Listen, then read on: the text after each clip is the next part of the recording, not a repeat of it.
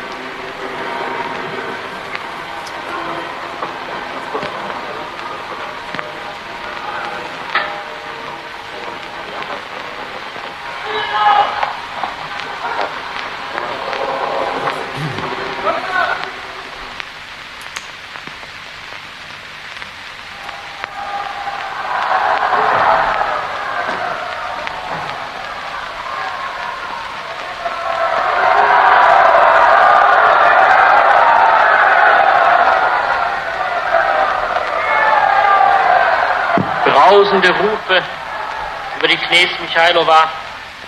Wir haben noch einen Augenblick zurückgeschaltet auf die Straße, heraus aus der Kirche, haben noch einen Augenblick den Widerhall eingefangen in die Durchfahrt des jungen Königs Peter für die Knez Michailova. In seinem Volke fand Civio, Kralj Petar, so rief hier alles Heil, der junge König Peter II. Und nun zurück in die Saborna Cirqua, zurück zur feierlichen Messe, dem Requiem für seinen Vater. Legendarnim viteškim kraljem mučnikom.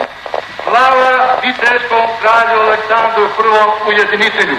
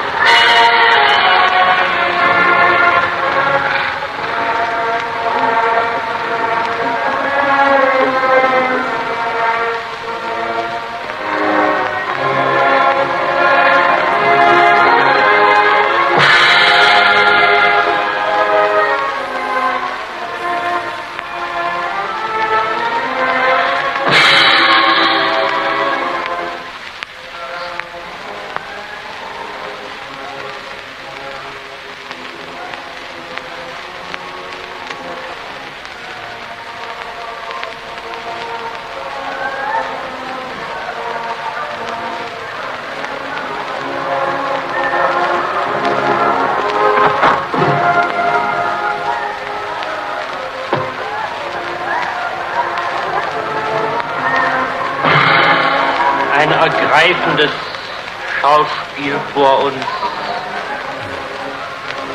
Sie hören es selbst. Die Lafette dem Sarg des Königs wird vorübergetragen und das Volk weint.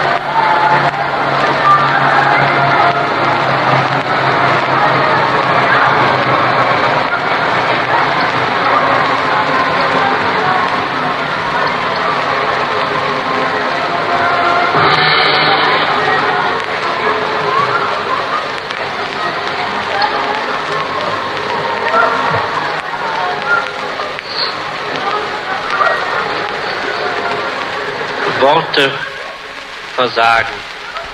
Ein Volk weint um seinen König.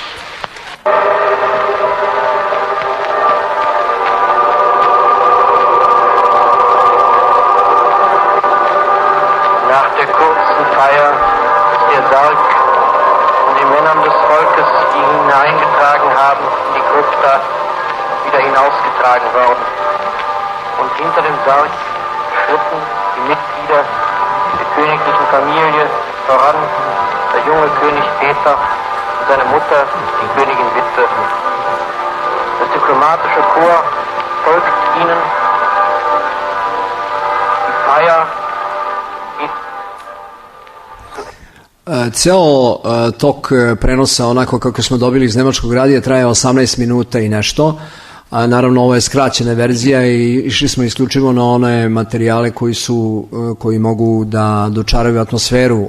Ja bih sad zamolio gospodine Nebojšu da vam pročita integralni tekst onoga što su nemački reporteri govorili. Prenos sahrane kralja Aleksandra. Nemački spiker.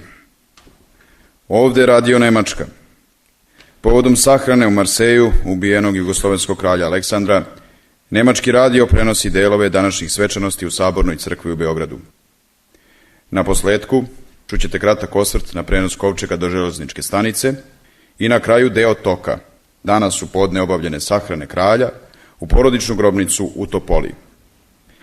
Nemački reporter.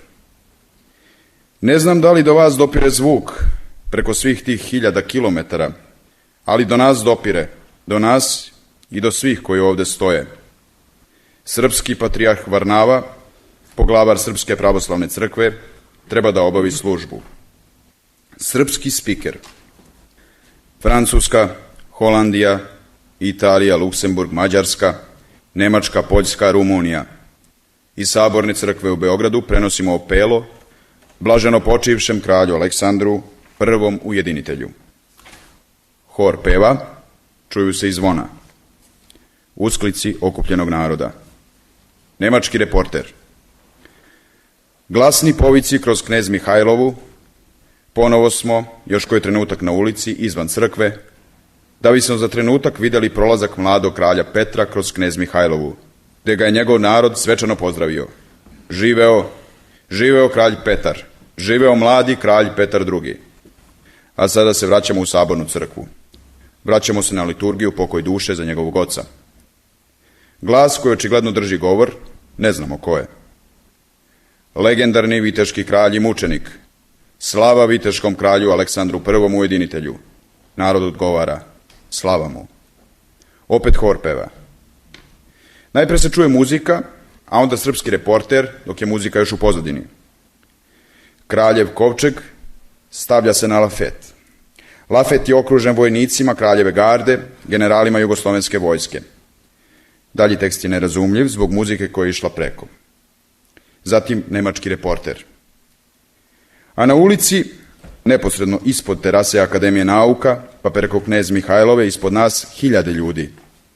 Jugoslovenski narod, stanovnici Beograda koji sada čekaju pogrebnu povorku koja će poći iz crkve, pa proći ulicom Kralja Petra, Knez Mihajlovom, zatim preko Terazija, pa do železničke stanice. U žalosti je ujedinjena cela Jugoslavija, a sa Jugoslavijom tuguju i sve sile koje su ovamo poslale svoje predstavnike.